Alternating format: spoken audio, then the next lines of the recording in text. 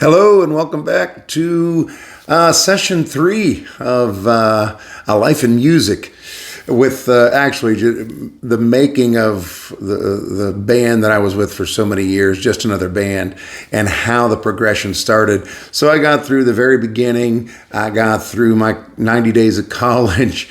I got through forming a small 3-piece band to meeting Randy Ross on guitar, and things started going from there. So just so you know, with these stories, my mind's going a million miles an hour with stories, and some I will have forgotten, so I'll probably revert back a little bit, then come back, and I may even forget my place, but that's what happens now.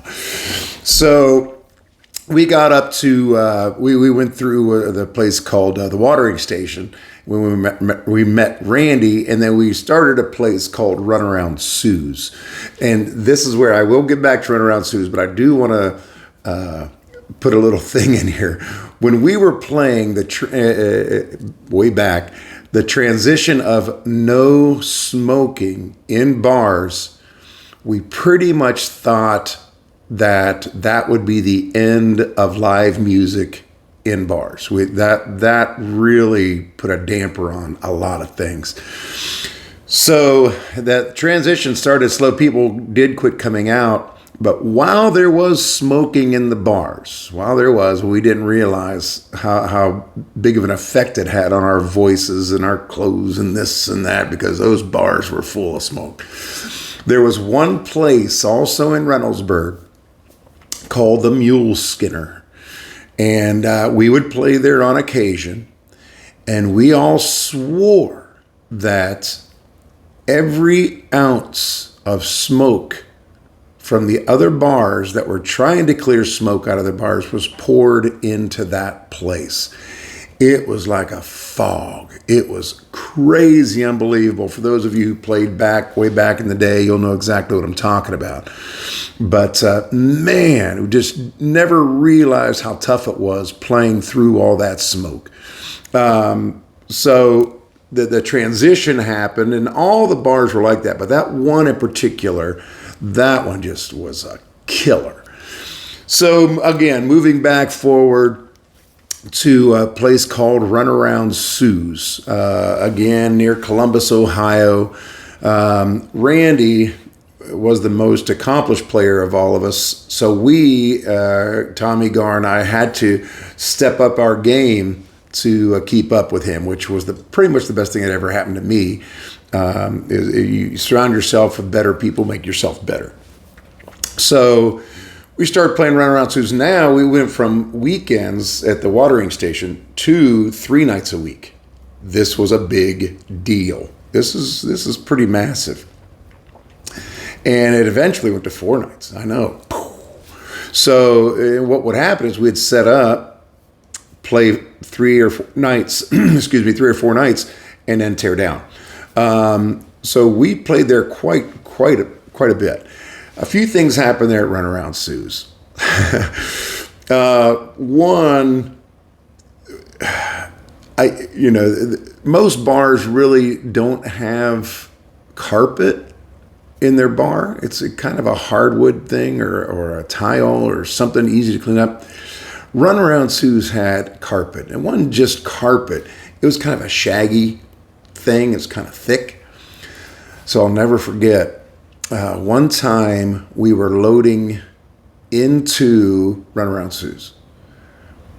And, I'm sure it's hard enough to keep a bar clean anyway, but we laughed so hard because as we were taking our stuff, it was winter time, so there was snow and there was slush and there was this and there was that, and it was wet outside.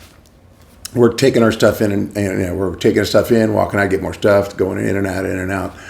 We literally had a mud trail coming out of the bar to our truck. It was, I hate saying that, but it did happen. There was a mud trail. You'd think you don't want to take mud into the bar or somebody's house. There was It was thicker by the door coming out to the, and we laughed like hell. And you play honky tonks. This is what honky tonks were, man. And we were a country band, but we would rock too. And so we had a very eclectic grouping of followers coming from the watering station days. And Mom and Dad were huge followers. They got me my first guitar, my second guitar. They helped pay for the PA system. And then there'll be more stories about that stuff. But Runaround Sue's. So one day, just the tracking in and out of the mud was one of the highlights of being in a live band and playing honky tonks. But one night we were playing Turn the Page by Bob Seger. And I remember, and it's this craziest thing, it was very late. We usually play that song late in the night, and we would play for 5 hours back then, usually 9 to 2, 9 o'clock p.m. to 2 o'clock a.m. My shows now end at 9 o'clock. So it was a long time ago, a lot of hair ago. But so we're playing Turn the Page. And we didn't have a saxophone player, so Randy would play the lead part on the guitar. And a pretty laid back, pretty long song. I remember closing my eyes singing, and all of a sudden, if you remember being in school, I hate to say so, or in church, where you'd kind of nod off and you'd jump. Yeah, that happened in school a lot for me. But you remember if that would happen? I swear, I'm singing "Turn the Page," and I have my head back, and I jumped, and I think I slightly fell asleep during that song. So it was one of the craziest things. It's one of those things that stick in your head. You don't ever want that to happen again. So that was one of the things that happened there at Runaround Sue's. But one of the highlights, I got to say, was we're playing one night, and the dance floor is right in front of us, and it's fairly deep. It's as wide as a stage, decent sized stage, and nice. We had nice crowds in there for 3 or 4 nights a week. And it's usually Thursday. It started Thursday, Friday, Saturday. Then it's Wednesday, Thursday, Friday, Saturday. But Mom and Dad were there, as they usually were, for our shows. And I remember Mom and Dad sitting at the first table just past the dance floor, so I could see them quite often. And there was a good-sized young lady who came up to a lot of people were dancing, and Mom and Dad loved to dance. They were dancers. So I want to set the tone. That was so fun for me to stand up there and play and watch them dance. But they were dancers. But there was a time the decent-sized young lady comes up to Mom and Dad's table and says, "Hey, she doesn't want to dance. You come and dance with me." You could see her body movement and talking to Dad. And Dad's waving off, no, thank you, no, thank you. And this happened, I don't know, 2, 3, 4 times. So finally, she comes up again. She's persistent. Mom said, "Just go dance. Carm, just go dance with her." So Dad does. He dances the best he can with. She's had a few adult beverages, and she wasn't the most stable on her feet, but she was having a good time with Dad. The song got done. Dad thanked her, went and sat down. So the young lady wouldn't quit. She came up to the table again, and Dad said, "No, we're good." And after a few times, Mom said, let me explain Mom. Italian lady, not much over 5 foot, if 5 foot, maybe 110 pounds of solid muscle and attitude. She is one of the funniest people in the room. The biggest laugh, definitely, in the room. At one point, and she never drank a drop. Mom did not drink. Just say it like it is. But she was one of the loudest people, biggest laugh, funnest, great time. So that's Mom. She was just a rock. But she could also be pretty tough. She was a little Italian lady from Warren, Ohio, and she grew up tough. So finally, Mom had enough. Said, "Carm, let's just go dance. Come on, let's go dance." So Mom takes Dad up to the dance floor, and they're dancing like they do, and they're very, very good. And oh God, here comes this girl probably stands a head taller than mom, maybe a half a head taller than mom, and she's out there dancing on the dance floor, and she's starting to edge her way in between mom and dad. And I have front center row watching this. And so this continues on for maybe a minute through the song. And she made one grave mistake. She edged her way in a little bit too much with her back to mom and looking at dad, trying to elbow her way in. What happens? Mom grabs her shoulder, spins her around to face her, and goes, wham! Had to reach up. Had to reach up. Wham! Right in the jaw. This lady went down like a sack of potatoes. Lights out. What do? I'm their son. I'm playing. Do I stop? They're not in any kind of trouble. Mom took care of the problem. They don't need my help. Do you stop? Do you keep playing? Well, I chose to just keep playing and watch to make sure it didn't escalate. So we kept playing. But that vision of mom spinning that young lady around and clocking her right there, it pretty much proved to me again, don't mess with mom, which if you knew my mom, you understand. She would be clad in leather, bright red, black, it didn't matter. Loved her jewelry. Mom was she was a treat. Lost her early to cancer, which is a big part of my cancer fight. But it was just one of those things there at Runaround Sue's that I'll never forget.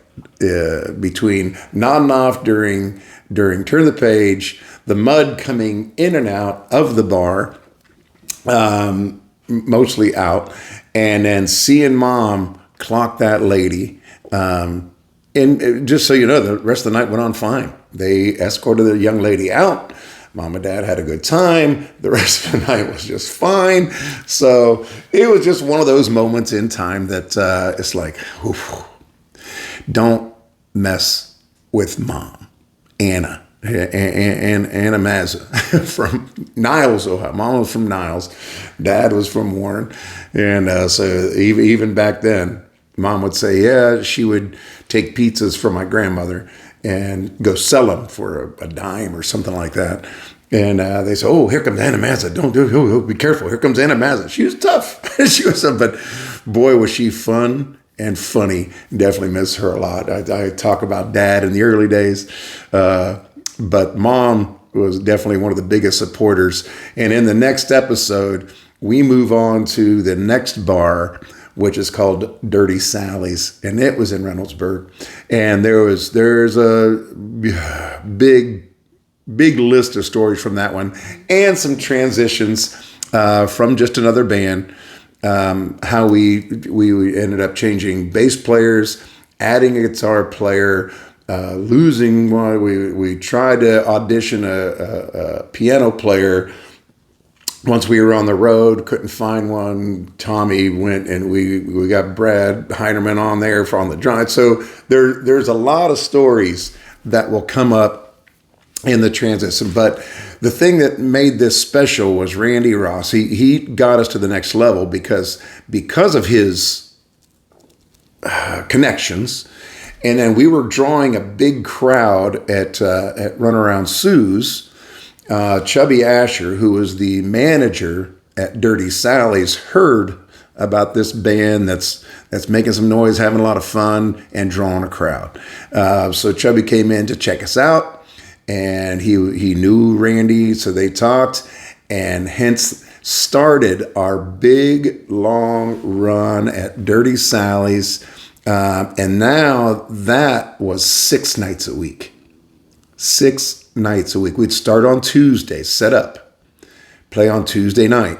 Again, at Dirty Sally's, we started at 9:20 p.m. We would play a 40-minute set, so 9:20 to 10, take a 20-minute break, and it would go around till 2 o'clock. And if you know me, if you know a lot of, so if you followed me around the Columbus area, so on and so forth. You understand my style. I talk a lot during my shows. Carol, my best half, calls it babbling, blithering. I call it blithering. But I did that a lot back then too. And it was just me engaging with the crowd. I thought I was supposed to do that. But Chubby, once we got moved over to Dirty Sally's, and I would start my blithering and babbling and talking to the crowd, back at the corner of the bar, you could hear him bellow out, "Sing, G, damn it!" I don't want to. You understand what I'm saying? And I mean, it would be between pretty much. You would hear it once a set at least, because I would talk. I'm sure you're getting the idea now. But so if you're not one of the gang with friends, family, fans that follow my music, my name is Angelo from the Columbus, Ohio area. And these are my stories about starting solo and through the band. So this is section 3, and next time we will get into Dirty Sally's and some of those stories and some of the transitions and some of the guys. KJ Somerville came aboard. We just had so much fun playing. That was the biggest thing. And then our transition to how we went to Nashville and recorded, and a lot of stories through that. So thanks for tuning in, and I hope to see you again soon. You take care and enjoy the ride. Bye-bye.